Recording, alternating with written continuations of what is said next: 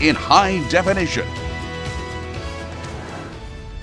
Good evening and thank you for joining us. And as you no doubt know by now, that breaking news in San Bernardino, live pictures now from a scene where police have they hope one or two of the suspects accounted for right now.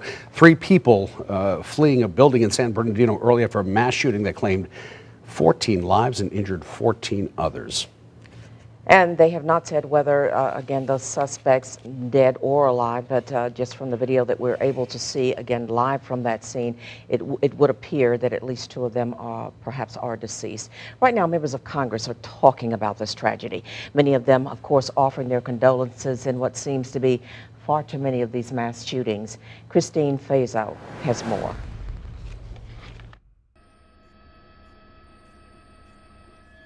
President Obama has already been briefed on this situation by a Homeland Security advisor and will be kept up to date on the situation. It will be several hours and perhaps even days before all the pieces of this are put together. But we're told both the FBI and ATF agents were on the scene, as well as a bomb squad. President Obama did give his reaction to this in an interview with CBS News. My hope is that we're able to contain this particular shooting, and we don't yet know what the motives of the shooters are. But what we do know is that there are steps we can take to make Americans safer. Meanwhile, lawmakers on Capitol Hill have been following the news as well and were quick to offer their condolences. My thoughts and prayers go out to the family of those who lost someone in this shooting and to those that are injured. There have been so many condolences offered for so many shootings. I can only imagine what the victims have gone through, what their families are enduring right now. In the immediate aftermath of a shooting, it's not unusual for there to be some confusion about exactly what happened. So let's wait and get the facts and see what actually did happen. And then we can make a more reasoned approach to what needs to happen going forward. Certainly a lot of emotion over this tragic incident in San Bernardino. And here in Washington, with clashing viewpoints over the issue of gun control, we expect the debate will be reignited. In Capitol Hill, I'm Christine Frizzell. Well, of course, I'm continuing coverage of this event online and on air, and if situations warrant in San Bernardino, we'll take you back there live. We're monitoring it constantly. And coming up tonight at 10, we'll talk to some local parents about how to talk to your kids about something like this. They usually have many, many questions. We are learning a possible motive behind a double shooting near Baghdad that left one of the victims dead. 2 teenagers are now charged with murder. It seems to be a case involving money, or at least an attempted theft. Channel 3's Anthony Purr is live from the Santa Rosa County Sheriff's Office with some chilling details that the surviving victim told deputies. Anthony? Bob, Sue, the details are chilling indeed. Both victims shot several times. One of them survived by playing dead. The other one died begging for his life. Today, Woodville Road is quiet, seemingly back to normal. From the street, you can't even tell a deadly shooting happened at this home, except for these small condolences someone left at the gate. Family members shared this picture of the man who lived and lost his life here, 57-year-old Raymond Everett. His nephew Keith, here from Washington, D.C., telling us he remembers his uncle as a disciplinarian who served in the Army. For me to drive 18 hours straight, he had to be a good guy. The scene over the weekend as investigators piece together the clues. The surviving victim, Wesley Simmons, now helping shed light on what happened. It's not sure how Simmons knows Everett, but both were home in the overnight hours between Saturday and Sunday. Simmons told deputies one of the suspects, Taj Jones, called him wanting to come over. Jones arrived with Nikis Slack, the other suspect in this murder. Simmons told deputies the teens came in with a gun demanding money and started shooting when they didn't get it. Simmons survived by playing dead. That's when he heard Everett begging for his life, telling the gunman, "Please don't shoot me. I'm old. I'm handicapped." Deputies found Everett shot several times. He died before reaching the hospital.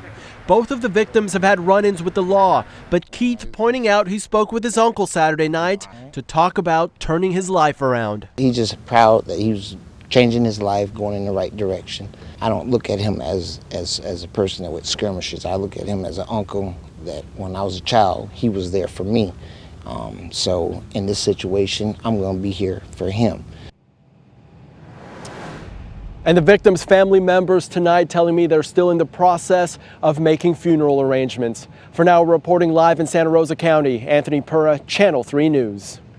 Tonight, the search is on for 2 men wanted for questioning in the assault of a person in Escambia County. These are surveillance photos of the men deputies are looking for in regards to an aggravated assault that happened on Monday at the Budget Discount Food Store on Massachusetts Avenue.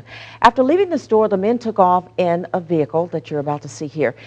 There it is. Anyone with information, you're asked to call Crime Stoppers at 433-STOP. Well, some new information tonight on a fire investigation in Foley. Investigators say the victim in that fire might have shot himself before the fire broke out. The state fire marshal's office in Foley say they found Kenneth O'Leary dead in a home on Poser Road yesterday.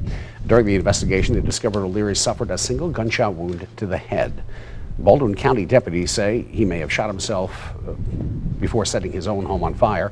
Autopsy results are still pending.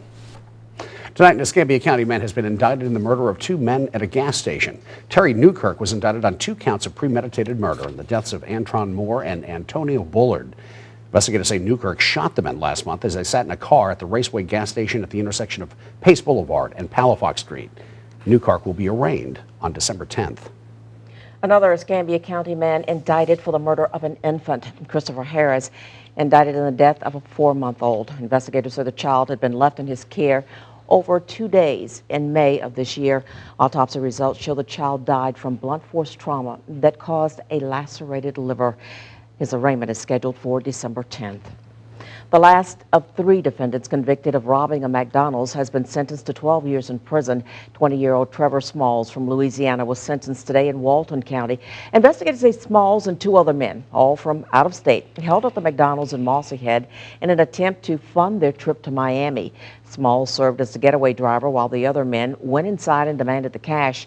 Smalls pleaded guilty to principal to robbery with a weapon and principal to aggravated assault. This was in October.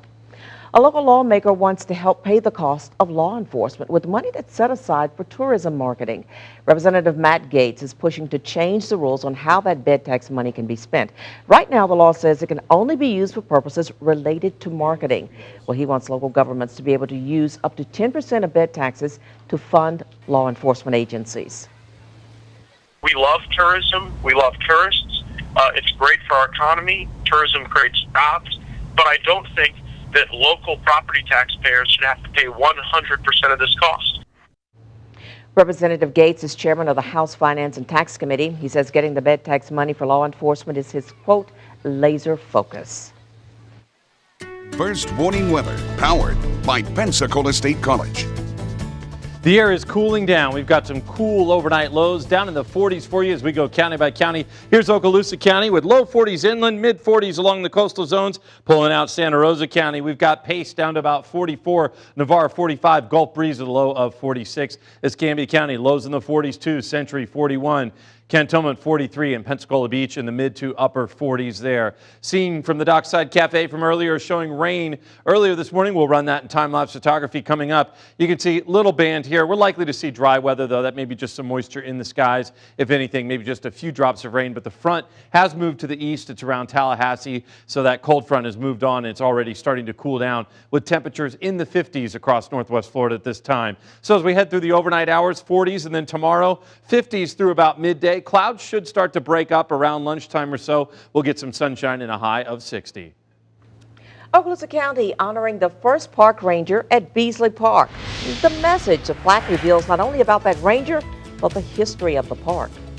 And students at Tate High pumped up and ready to go as their team heads towards a hopefully history-making football season.